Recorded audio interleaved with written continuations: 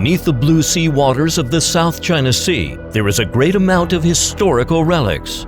If we unveil the mysterious remains and relics, what hidden stories will they tell us? This is a tablet inscribed with "Forbidden by Two Houses." It looked common, but should not be looked down upon. It hid a big mystery. To let this piece of cultural relic talk, many archaeologists got together to painstakingly discover the truth. 你要知道，它这个碑里面，它是主要是什么呢？就是说，凡是外地从其他地方的这个船只到了我这个海南以后，你必须要把，你所在的这个你地方的官印呐，就是相当于现在这个录影呐，就是说穿了就相当于现在通行证啊，或是海关那个票据啊，你必须要先交到我这来，你也必须要交过来才行。第二个呢，它那个呢还有什么呢？不允许你夹带其他东西，类似于不允许你走私，是这样子的。以后呢，如果是你届时有这个发现的话，那我就要治罪的。It turned out that the tablet inscription "Forbidden by Two Houses" was the business instruction of the customs in ancient China. Does it mean customs existed since ancient China?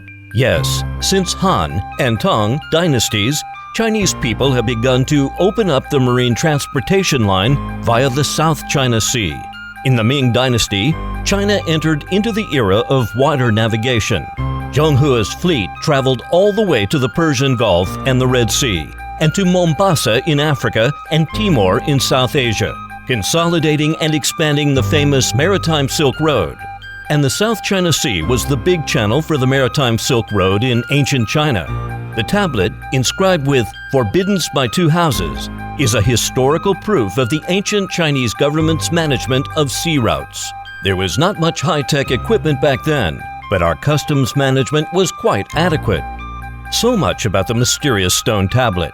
Now let's dive deep into the ocean and see what memories about the South China Sea are hidden there. The Huaguang Reef. In 1996, Chinese fishermen discovered an astonishing shipwreck inside the Huaguang Reef at the bottom of the sea. They named it Huaguang Reef 1.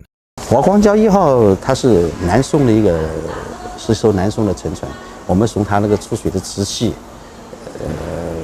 器物来这个，包括器物上的铭文啊，包括这器物上纹饰啊，来判断它是南宋来，一共打捞出500多块船板，虽然是不完整，当然依然我们能看出大概宋代的这种造船技术，包括这个隔水密封腔啊，这个它都有这种结构在里面。除了这个瓷器，还有一些铁器。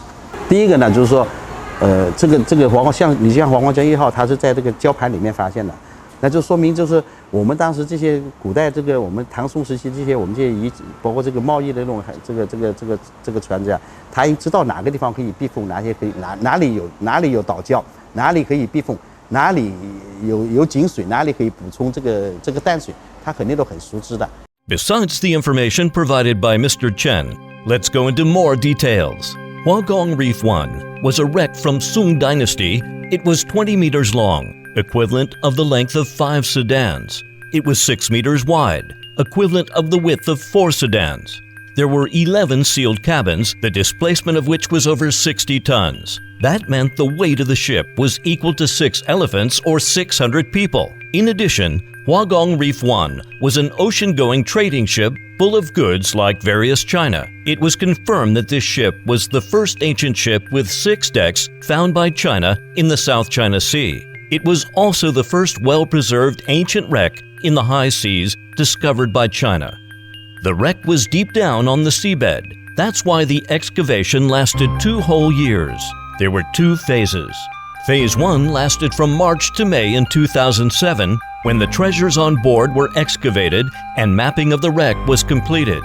Phase 2 was from November to December of 2008. The excavation of the body of the ship was finished, and the parts of the ship were numbered and mapped by serial numbers. They were shipped to the Hainan Museum for protection through desalination and dehydration. Finally, the body of the ship was restored. Huaguang Reef 1 was an important historical relic from the Maritime Silk Road in the South China Sea. It was a gigantic cultural treasure house beneath the South China Sea. The wreck in the deep sea was astonishing, right? it was just the tip of the iceberg compared with all historical relics in the South China Sea. Now, let's take a look at the Museum of Tang and Sung dynasties. Let's first come to the Round Island, Sweet Spring Island of Xisha. There are 2 wells, the water of which tastes sweet and nice. That's how the island got its name, Sweet Spring. The Museum of Tang and Sung dynasties was found hidden on the island, where there were a large amount of ceramics, broken pieces of iron pots, and other things for production and daily life in Tang and Sung dynasties. What's more, they once built the underwater constructions here. It seems that the ancestors in Tang Dynasty lived a comfortable life on the South China Sea. 他们虽然到那边以后呢，他不光在这个做贸易，因为他而且呢，他保留很多我们很多中国这种传统文化，乃至什么呢？他搞盖房子或者盖宗祠的时候，他都所有的建筑构件都是就是它的形制啊，包括都是从我们内地拉过去的。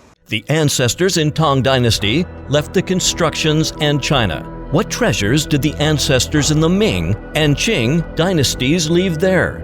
On the islands and reefs such as Woody Island, Money Island, Prattle Island, East Island, and North Island of Xisha Islands, a large quantity of copper coins, ceramics, and other daily necessities of Ming and Qing dynasties was unearthed successively. On the major islands of Xisha and Nansha Islands, the relics of ancient temples were also found. We couldn't help but be amazed. Our Chinese fishermen were really capable. They were not satisfied just with the basic living conditions, but had higher spiritual pursuit. From far above the islands to beneath the sea, all kinds of cultural relics and remains are our ancestors' pleasant memories of the sea. The sea has never changed.